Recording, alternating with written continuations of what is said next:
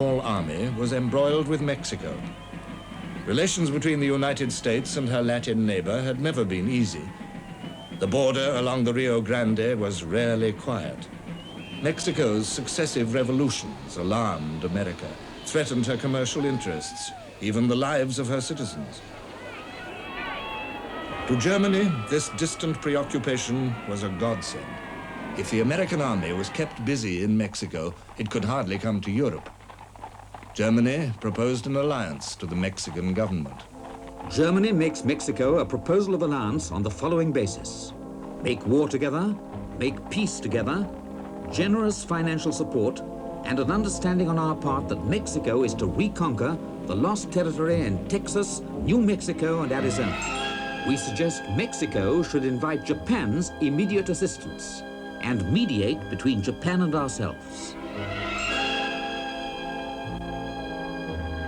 This was the secret Zimmermann telegram, one of history's most explosive documents. British naval intelligence had broken the German codes and selected its moment carefully to inform America of the contents of the telegram. They came as a thunderclap. This was a conspiracy to attack the very homeland of the United States. Isolationism withered away. The peace party collapsed. The fire eaters rose in their wrath, headed by Theodore Roosevelt, uttering a characteristic bellow of rage. This man, Wilson, is enough to make the saints and the angels, yes, and the apostles swear, and I would not blame them. My God, why doesn't he do something? If he does not go to war with Germany, I shall skin him alive. This was the end of the president's dream of peace. While he took his last agonizing decisions, Germany, for the last time, fortified his resolve by torpedoing 3 American merchant ships in one day. Now there was no choice. The peacemaker must go to war. On April 2nd, 1917, Woodrow Wilson drove to the Capitol to deliver a momentous address. The wrongs against which we now array ourselves are not common wrongs. They cut to the very root of human life. I advise that Congress declare that it formally accept the status of a belligerent which is thus thrust upon it. It is a fearful thing to lead this great, peaceful people into war, into the most terrible and disastrous of all wars, civilization itself seeming to be in the balance. But the right is more precious than peace.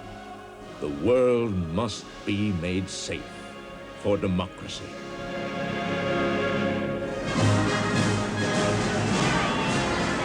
Wilson spoke for the whole nation. Yet the ecstatic cheers with which it applauded him only filled him with sorrowful wonder.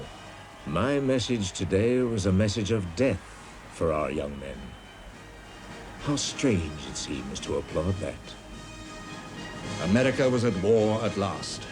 The mood which swept her echoed the passionate violence of Europe in 1914. Winston Churchill wrote, "Pacifism, indifference, dissent were swept from the path and fiercely pursued to extermination. And with a roar of slowly gathered, pent-up wrath which overpowered in its din every discordant yell, the American nation sprang to arms." All America's competitiveness, all her genius for publicity, were channeled into the war effort. The first war loan was oversubscribed by 50%. Anti-German feeling ran riot. Wagner's music was banned. Dachshunds were stoned. Sauerkraut was rechristened Liberty Cabbage, and Potsdam, Missouri, hurriedly changed its name to Pershing.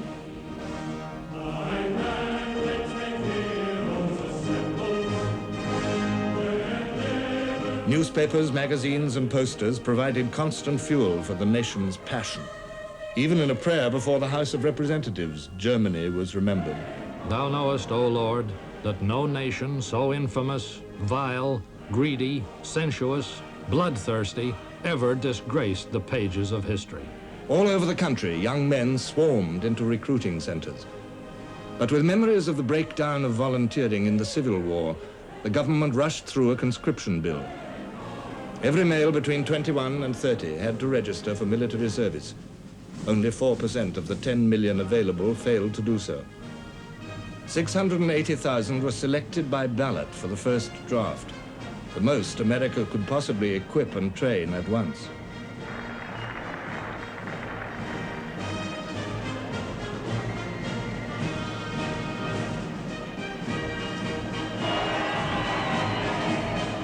American womanhood, determined not to miss this opportunity of proving itself equal in a man's world, joined the war effort with equal fervor.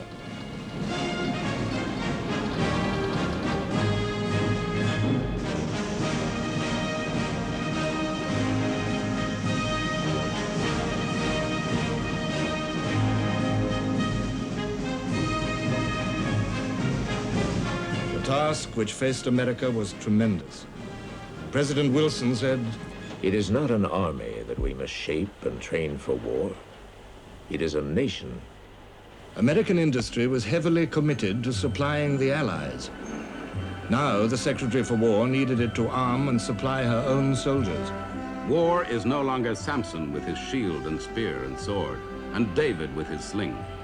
It is the conflict of smokestacks now, the combat of the driving wheel and engine. The government called in the great business tycoons. Bernard Baruch was placed in charge of coordinating all the nation's resources. All private shipping was commandeered, and new shipyards were built for the enormous task of transporting and supplying an army across 3,000 miles of ocean.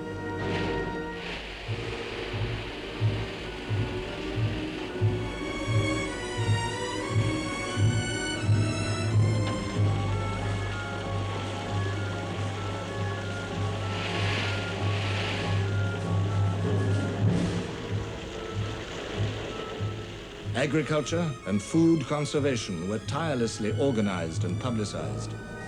Life magazine urged its readers, Do not permit your child to take a bite or two from an apple and throw the rest away. Nowadays, even children must be taught to be patriotic to the core. Like Britain in 1914, America was a naval power with only a small regular army. Immediately, she placed her fleet at the disposal of the Allies.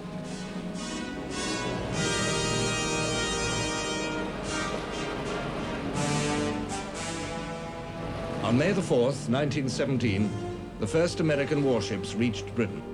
Admiral Beatty welcomed their reinforcement to Britain's Grand Fleet.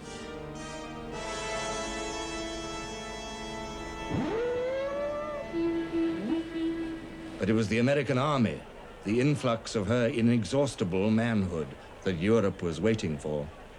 It was hard for the Allies to grasp the problems that faced the newly embattled giant.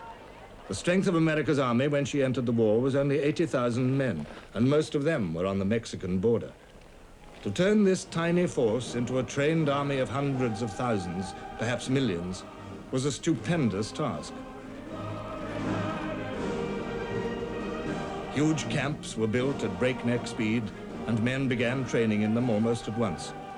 The peaceful nation adapted itself to war with a speed and efficiency which the president had grimly prophesied. Once lead this people into war, and they'll forget there was ever such a thing as tolerance. And the spirit of ruthless brutality will enter into the very fiber of our national life. Conflicts arose between America and her allies. There was conflict between America's need for munitions and Allied needs.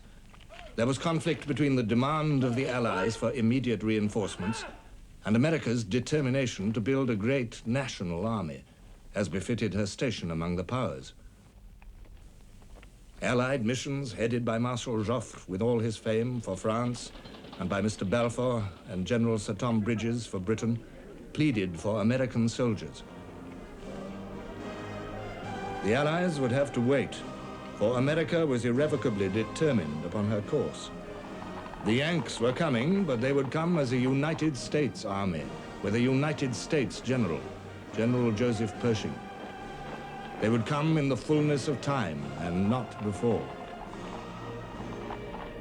Until then, the Allies must make shift to do without them. But for encouragement, as a token of what would follow, a handful of Americans, headed by Pershing, came to Europe to show the flag.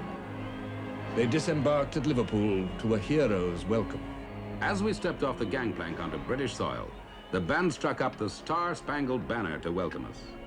This being the first time in history that an American Army contingent was ever officially received in England.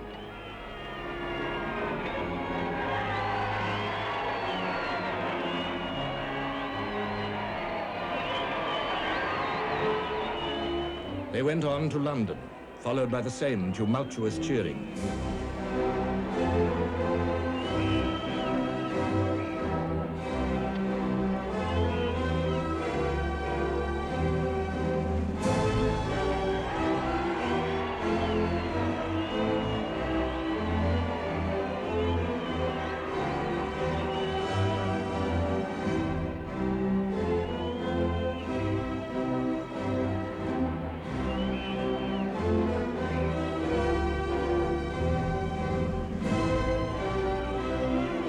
Pershing was greeted by the king. It has always been my dream that the two English-speaking nations should someday be united in a great cause. And today, my dream is realized. Together, we are fighting for the greatest cause for which peoples could fight. The Anglo-Saxon race must save civilization.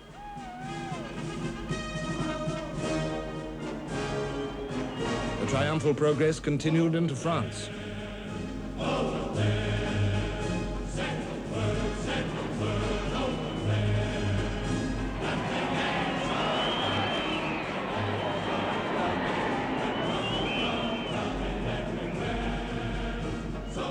In Paris, it swelled to a frenzy.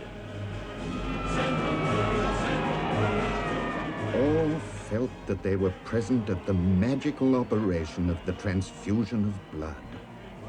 Life arrived in floods to reanimate the mangled body of a France bled white by the innumerable wounds of 4 years.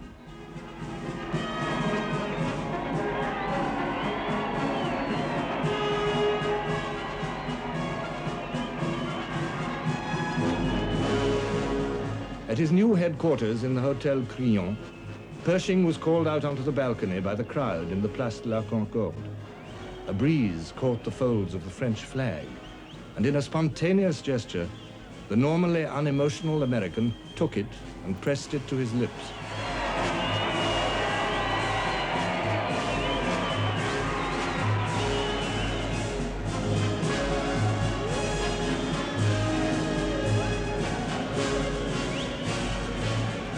No conquering army could have had a more rapturous welcome from its own people than France gave to this handful of inexperienced, untried, but vigorous and cheerful American soldiers. As yet, their fighting value was almost nothing, but their moral effect was everything. To the onlookers in the streets of Paris, it was one of the most poignant moments in history. The new world was coming to redress the balance of the old.